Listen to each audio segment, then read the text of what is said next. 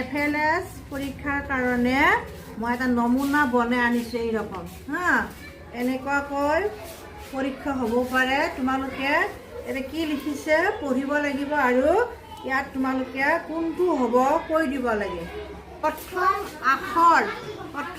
কোনটো হ'ব তোমালোকে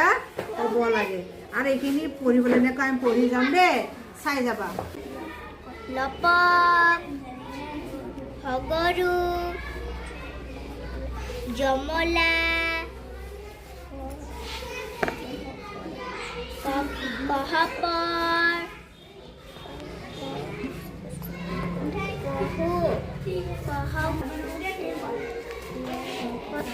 পটল এতিয়া তুমি এই বাক্যটো পঢ়া পঢ়ি কোনটো ছবি হ'ব কৈ দিবা দেই ল'ৰাটোৱে থিয় হৈ আছে বঢ়িয়া আৰু মধু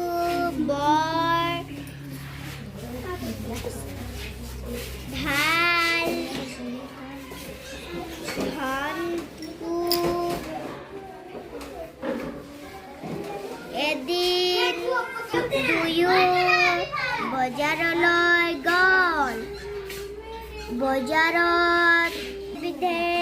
মাছ তাৰে ভিতৰত বৰালে আটাইতকৈ বেছি গ্ৰামে 2 কিলোগ্ৰাম ওজনৰ এটা বৰালি মাছ কাঠৰ দৰত কিনিলে মধুৰ দেউতাকৰ গা ভাল হয় সেয়েহে মধুৱে মাছৰ পৰিৱৰ্তে শাক পাচলিকে কিনি আনিলে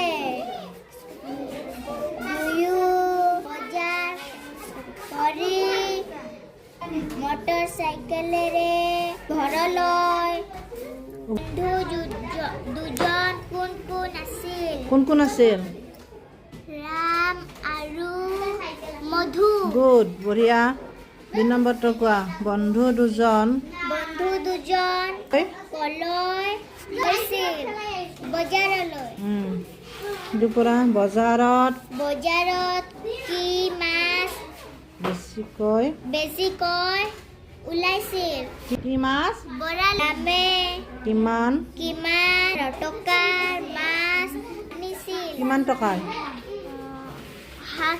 700 টকাৰ বঢ়িয়া মধুৱে বজাৰৰ পৰা কি কিনি আনিছিল শাক পাচলি বঢ়িয়া ছাত্ৰ ছাত্ৰীয়ে পঢ়োঁতে ভাঙি পঢ়িব নালাগে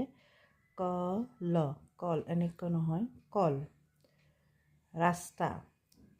সদাকাৰে ৰা সত্য সদাকাৰে ষ্টা এনেকৈ নহয় ৰাস্তা স্তুতি জ্ঞানী শ্ৰুতি বাস্তৱ প্ৰস্তুতি মকৰা পৰুৱা গৌৰৱ নয়ন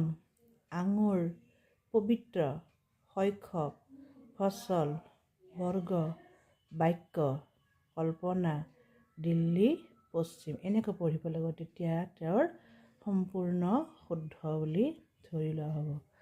এনেকুৱা এখন এই ছবিখন চাই ছাত্ৰ ছাত্ৰীয়ে নিজে কি কৰিব নিৰীক্ষণ কৰিব আৰু চাই